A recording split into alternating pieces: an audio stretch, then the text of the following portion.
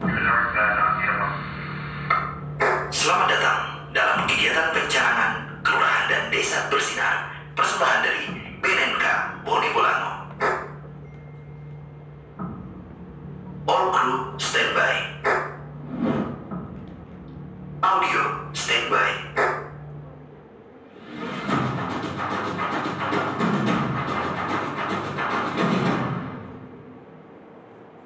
Lighting standby.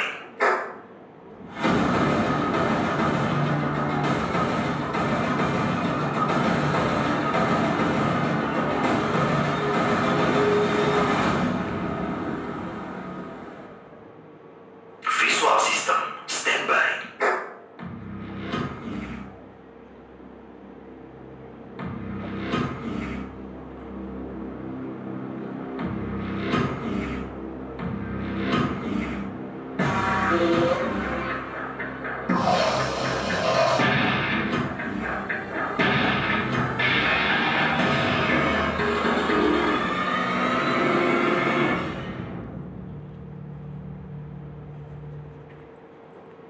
And show standby in 5, 4, 3, 2, 1.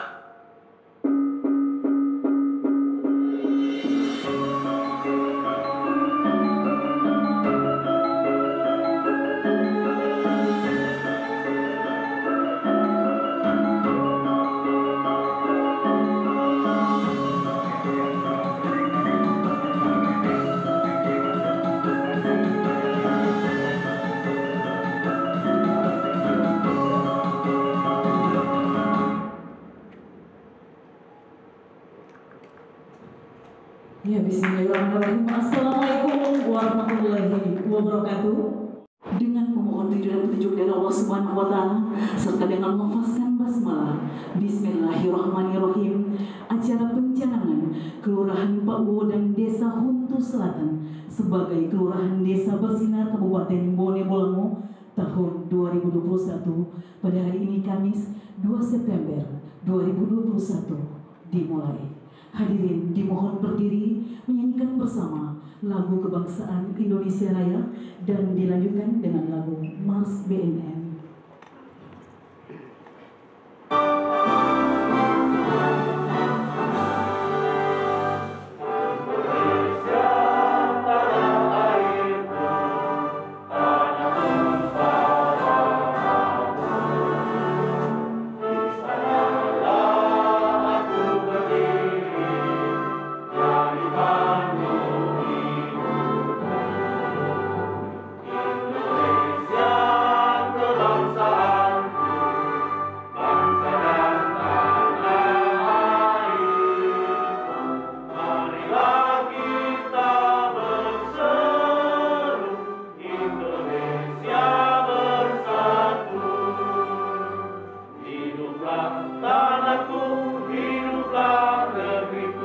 Bangsaku, rakyatku semuanya, bangunlah jiwanya, bangunlah badannya untuk Indonesia Raya.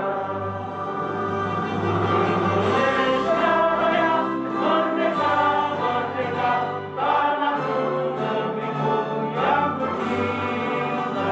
Indonesia Raya, merdeka, merdeka, hiduplah Indonesia Raya. Indonesia Raya, merdeka, merdeka, tanahku, negeriku yang tercinta. Indonesia Raya, merdeka, merdeka, hiduplah Indonesia Raya. Dilanjutkan lagu Mars BNN.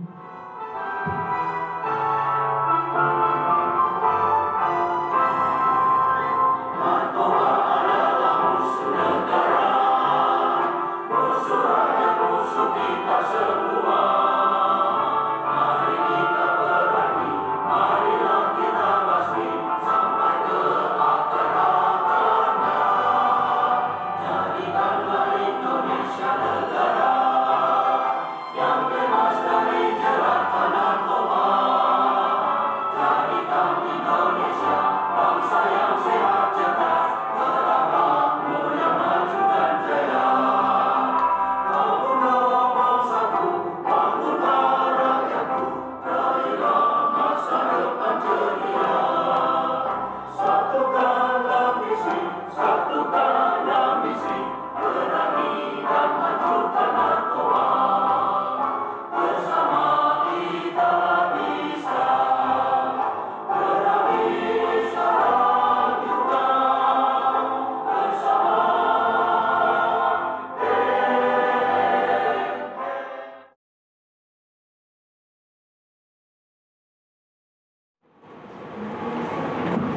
Assalamualaikum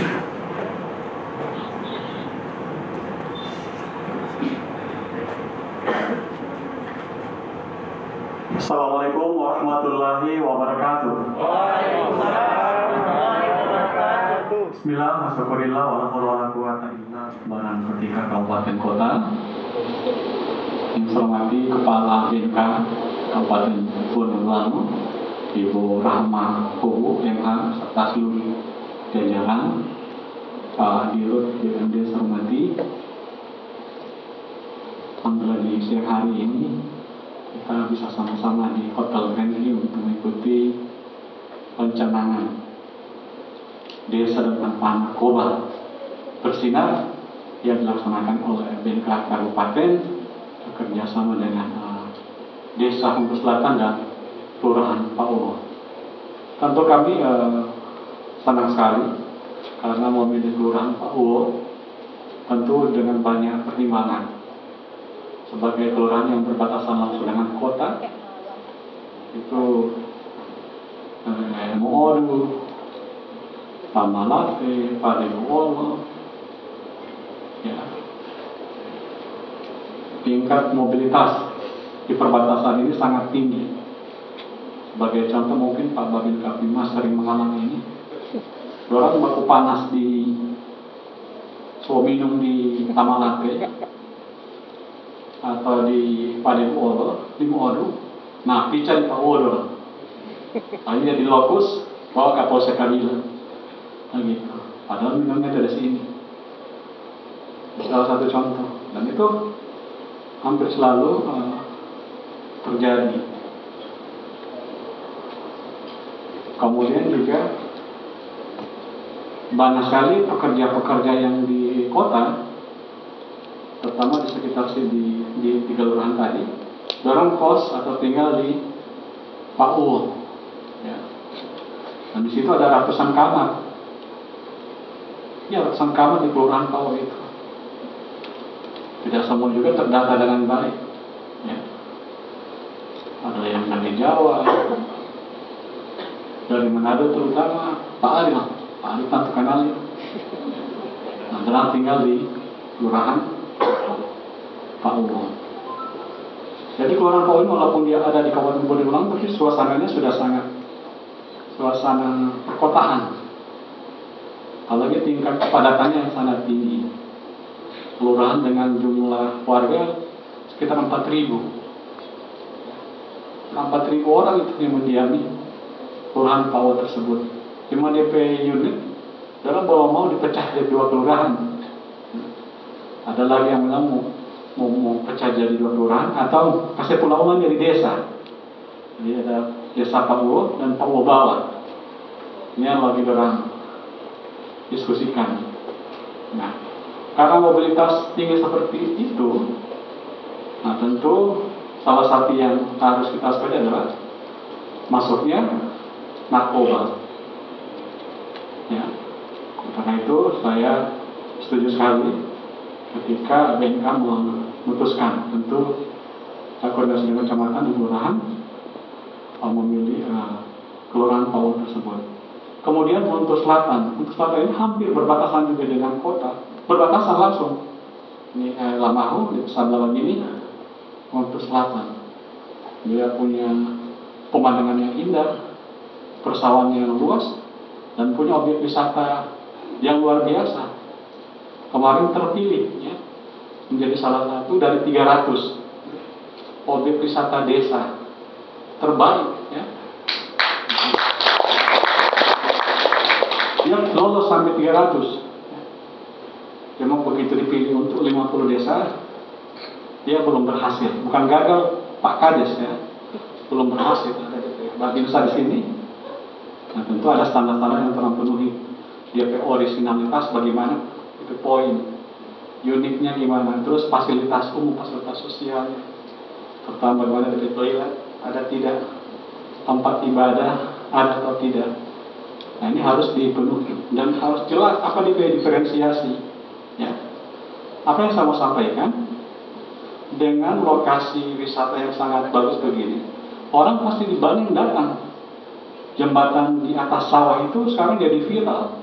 hampir 2 tahun ini, ya, begitu masuk COVID, banyak sekali orang ke Huntu Selatan, karena mau menikmati di jembatan, ya, kita jembatan di atas sawah, yang wisata sawah di Huntu Selatan tersebut, apalagi kita akses dari manapun gampang, didatangi dengan infrastruktur yang bagus, sarana komunikasi juga yang relatif sangat bagus.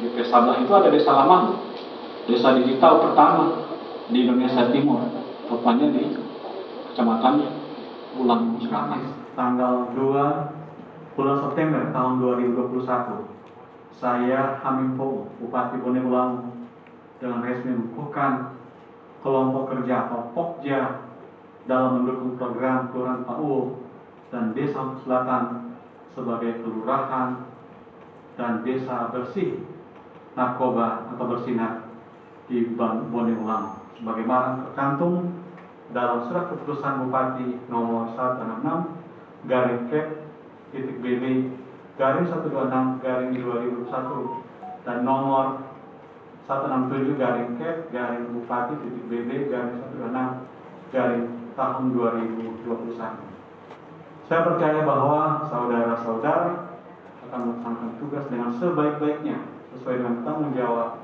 yang dibebankan di atas pundak saudara.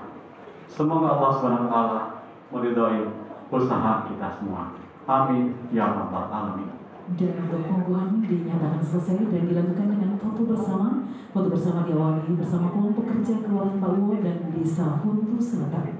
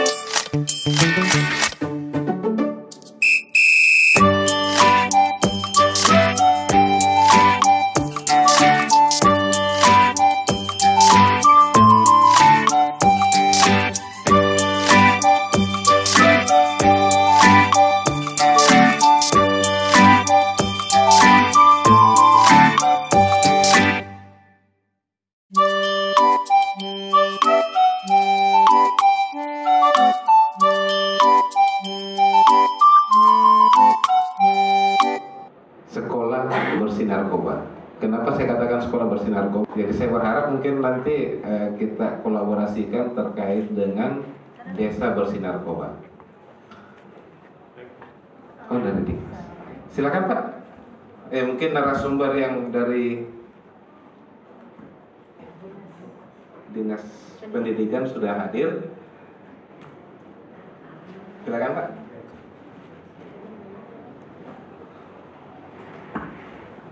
Jadi izin Pak, jadi mungkin sekilas saya ini. Jadi saya materi untuk secara umum saja terkait dengan Perda nomor 15 tahun 2018 diamanahkan dengan kegiatan, saya hubungkan dengan kegiatan ini hari, itu konsolidasi kebijakan kota atau kabupaten tanggap ancaman narkoba. Jadi kota tanggap ancaman narkoba dengan salah satu harapan bahwa di sekolah juga bisa tanggap ancaman narkoba, sehingga ada kategori sekolah yang bersinar, bersih dari narkoba. Itu harapan kegiatan ini sebenarnya. Dukungan sekolah terhadap Kabupaten Bone Bolango supaya tanggap ancaman narkoba minimal dalam satu wilayah, satu sekolah sudah bisa dikatakan bersinar.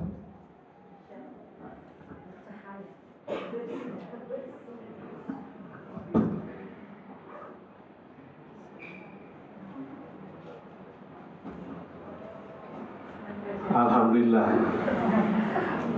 kita senantiasa bersyukur pada Allah Subhanahu wa Ta'ala atas limpahan rahmat, kesehatan, kesempatan sehingga bisa hadir saat ini dalam rangka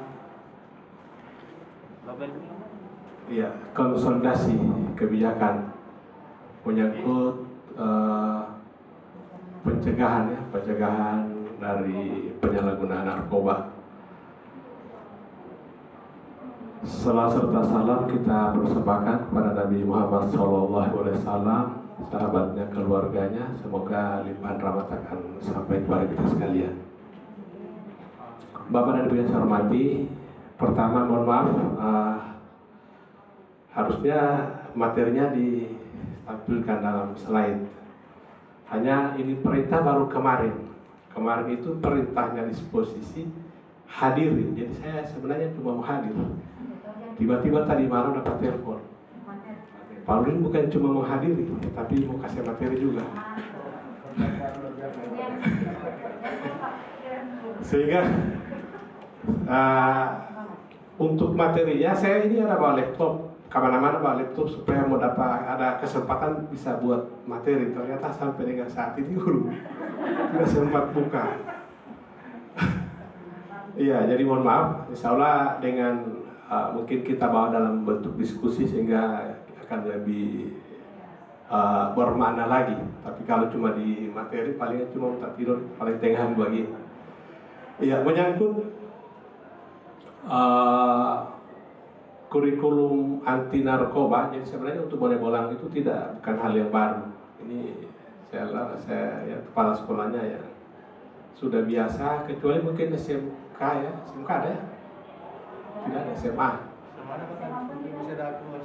Oh iya, dari MTS juga ada. Pernah MTS 2 juga sempat sama-sama dengan kami, Kabila, kemudian Bulo juga sempat ada waktu itu. Jadi kemarin dengan Ibu Mulyati itu kita sudah sempat sampai dengan membahas dalam bentuk RPP, bahkan sudah di dalam bentuk pemodelan. Jadi mungkin tinggal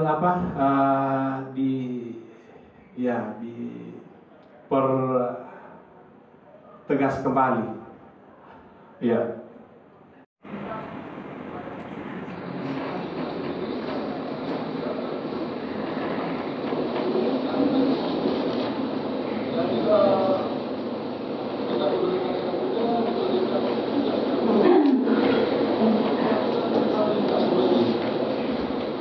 Assalamualaikum warahmatullahi wabarakatuh.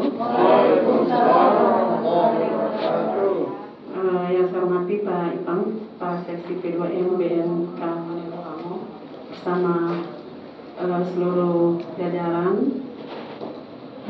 Kami hormati narasumber yang sebelah kanan saya, Pak Nurdin, Kepala Seksi Kurikulum, yang ada kaitan erat dengan bagaimana menerapkan kurikulum anti narkoba ya, yang disisipkan di setiap mata pelajaran. Hari ini beliau sebagai narasumber.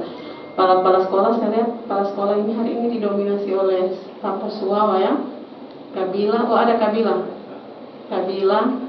Suwawa, Tapa, ada dari Ibu Kabila,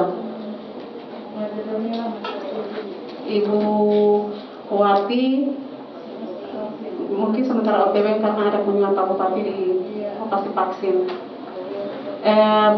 Pertama-tama kita bersyukur hari ini berada di Grand Key untuk mengikuti kegiatan rapat koordinasi ya. Konsolidasi berarti. Ya. Pertama-tama saya menyampaikan kemarin saya menerima surat dari BNK untuk menjadi narasumber. Kebetulan hari ini kegiatan kami sangat padat, harus mendampingi Pak Bupati, ada Pak Wakil Gubernur, ada Pak Kapolda, Kajati. Mereka fokus di Bone Bolango hari ini untuk vaksin siswa.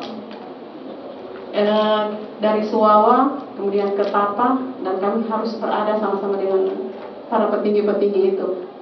Sehingga saya mendiskusikan kepada Pak Nurdin sebagai narasumber Dinas Pendidikan untuk mewakili saya karena saking padatnya acara. Tetapi sebelum saya tidur malam itu saya harus buka-buka WA dulu. Siapa tahu ada informasi yang belum saya bisa baca yang harus saya tindak lanjuti besok paginya. Tiba-tiba saya membaca WA dari Kabak Protokol, dari Kabak Humas dan Protokol Pak Rizal Junaid yang mengajak saya harus mewakili pemerintah daerah sebagai narasumber dari asisten 1 mewakili saya untuk memberikan kebijakan-kebijakan yang ada kaitan bagaimana peran pemerintah daerah di dalam penanggulangan narkoba yang khususnya ada kaitan dengan pendidikan.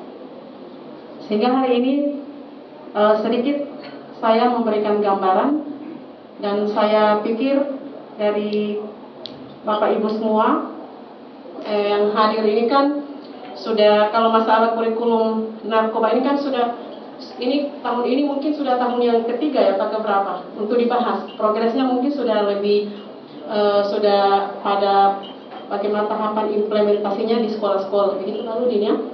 Karena sejak masih Ibu Muli di sini, karena Ibu Muli sudah ke kota ya Pak ya, sudah pindah masih sudah tukarannya. Oh ya, itu memang sudah ada program yang kita sudah rintis dari 2 tahun kemarin.